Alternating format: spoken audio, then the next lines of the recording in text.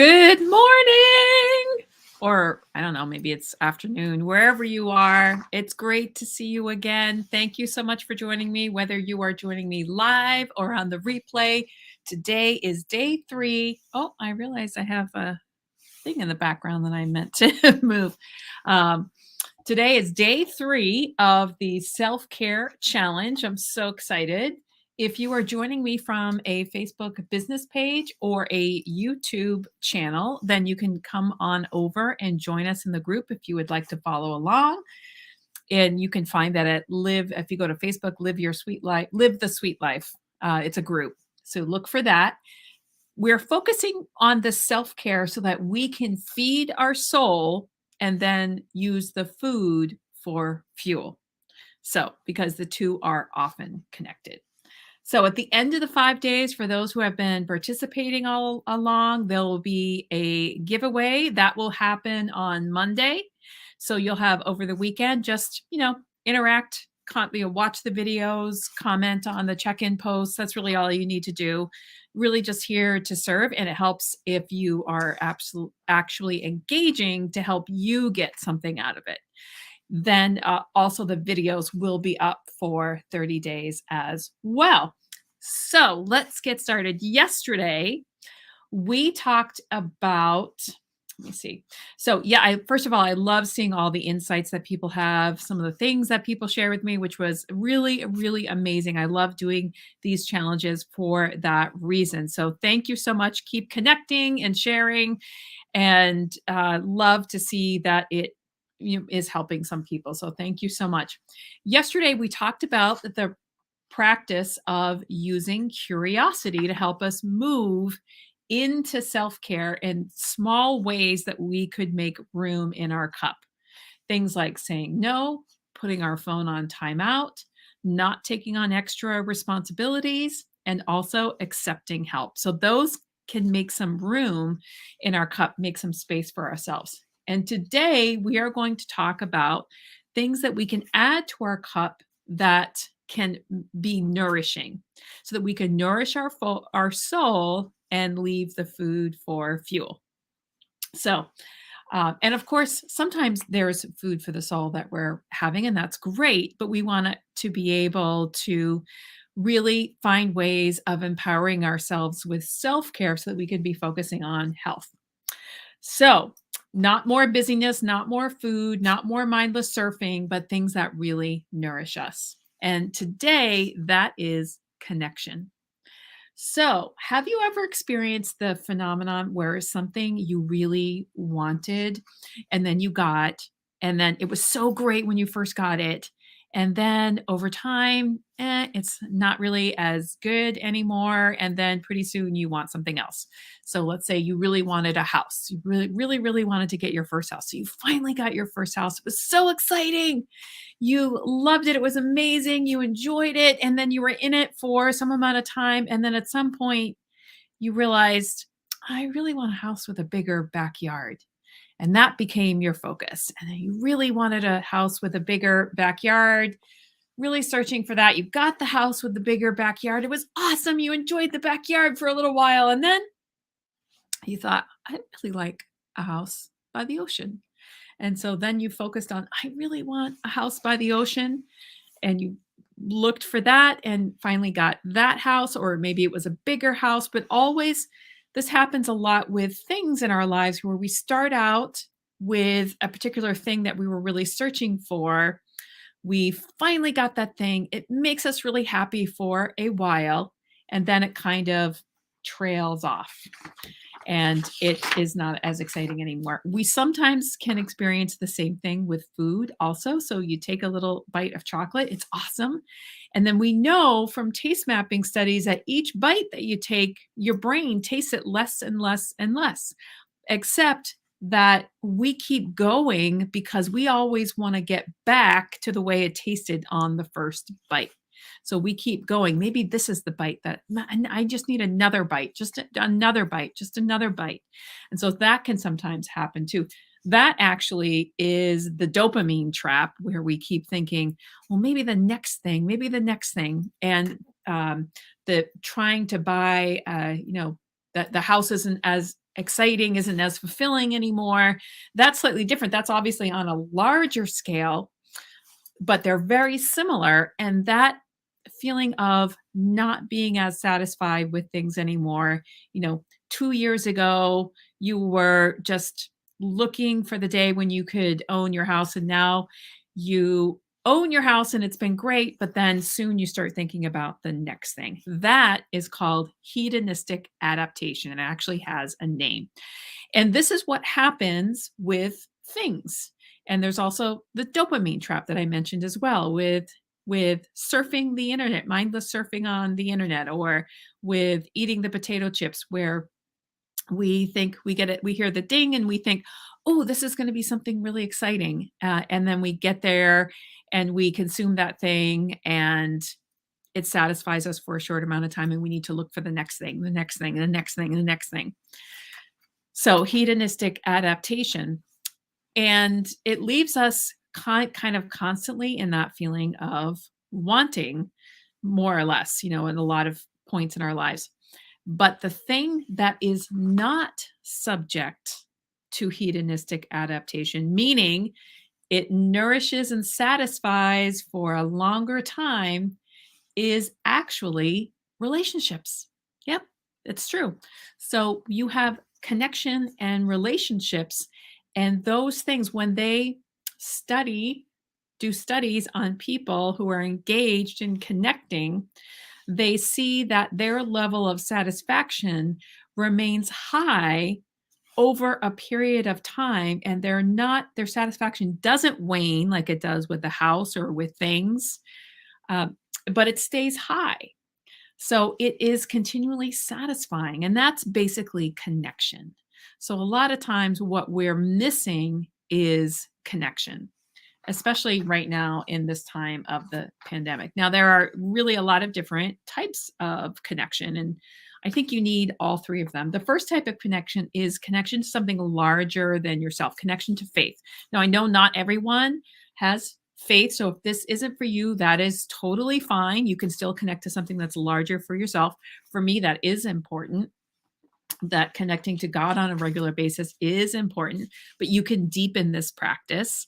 And I'll give you some journal prompts if that's something that you need in your life.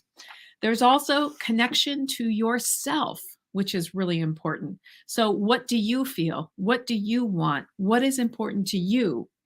Processing your emotions. And this is important so that we don't just bury them or eat them later on, because sometimes that happens too. There's something uncomfortable. We want it to go away. We want to soothe the stress. We want to help things. So we sometimes can eat our emotions as well. And journaling can help with this. So sometimes at the beginning, journaling can feel weird, but here is how you can get started. So you can even just get started with one word. Just write one word that sums up the day is one way to do it. Just write one sentence about your day. Describe your day. So to really get connection to yourself, you need to go beyond just being a reporter about your day. I went here, I did that, I did this, I saw this person. And you need to get deeper and talk about get in touch with your emotions, which I know is kind of scary, but that is an important thing to do. So, but if you're struggling with writing, you can at least get started with writing a sentence, even if it is just about your day. And over time, as you repeat doing this, it's going to get easier and easier.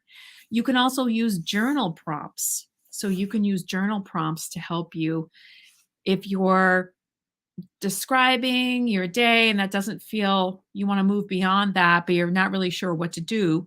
Journal prompts can kind of give you a guide where you're just answering the question. So that can make things a lot easier for people. And setting aside regular time to take yourself on a date and do some journaling. So what I mean by take yourself on a date is set aside some time for yourself. You could go somewhere special, get a cup of tea, even if it's you just go to your room. And normally when we're on a date, we're talking back and forth. On the date with yourself, you could have your journal and you are having a conversation with yourself. That's what you're doing there. So you're really getting to know yourself, getting yourself heard. And I know sometimes the emotions are scary, and sometimes it's easier to just numb them out with something else, whether it's keeping busy or eating food or whatever it is. However, we can feel the feeling, and it doesn't have to. We know that from studies that the feeling, the intensity of the feeling is short. It's a minute or two, and then it does begin to wane. So I know it feels scary at first. And also, the more we push it away, kind of the bigger it gets. So if we can not push it away, use the curiosity practice we talked about yesterday to kind of feel where exactly is it, describing it really precisely, where is it? And then offering ourselves loving kindness and, journaling about it. So those are some of the ways that you can connect with yourself. And then the last type of connection, and thank you for joining us. If you're here, the last type of connection is connection with others. So that's one that I think really has been a struggle during this pandemic. We often felt isolated. The first thing to know in connecting with others is, are you an introvert or an extrovert? So do you prefer just a one-on-one? If you're an introvert, you probably prefer just a one-on-one connection, because groups and talking to people is good, but it can be draining for your energy. So dates with yourself, if you're an introvert, are really, really important. If you're an extrovert, um, you gravitate to groups of people because you get energy from other people. I'm an extrovert, so I get energy from other people. And for extroverts, having that date with yourself is important to prioritize, because we often will want to just be with other people or go do something, but that date with yourself is still really important. So knowing, do I want to be one-on-one? Do I want to be with groups? Are you getting enough one-on-one time with yourself? So connecting with people, how can you have more connection with people? Well, you can reconnect with people. If you want to keep things online, keep things remote, you can connect through Facebook with people. You can join groups, get involved with things. So I can tell you through this group, I really have much more of a connection with my Aunt Judy, who is in this group, which has been awesome. I've also built a deeper connection with many of you, which I love. I absolutely love. And I love that it's with people who are kind of all over the country and the world, which is fantastic.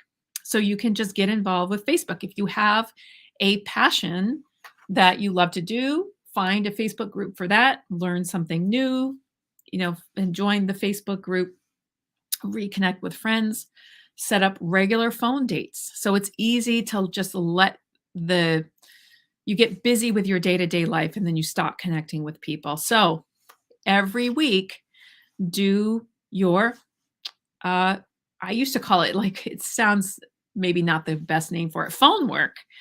But this was kind of before Facebook, but where I would spend time purposefully, I would put it on my calendar to call a friend. So you can put that on your calendar purposefully to reconnect with someone. I have a phone date with a friend most Friday mornings, which is great. Also, put activities on your calendar with friends as well. So, what about if you need to meet friends? You want to have more connections. You're feeling like, part of this is languishing, like you're not connecting with a lot of people and you want to build more connection. We talked about Facebook groups, but did you know that there's actually an app for meeting friends in person? Yes, it's called Bumble BFF. And it is just for making just friends to hang out with. So you can go on and find, similar interests with people in your area. You can define who you want to connect with, and you can, begin to establish some new friendships.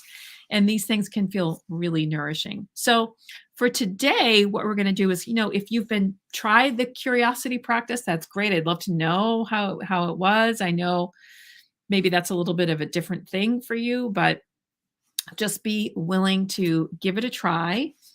And then also, today's homework is really just what kind of connection do you need? Do you need more of a connection with yourself? Do you need more of a connection with God? Do you need more of a connection with some friends?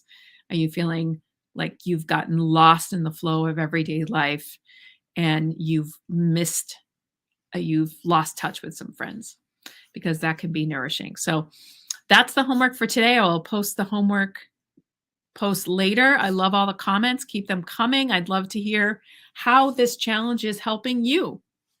Also, is there someone else who needs to be in the group to experience these same kind of things as well? Feel free to add those people.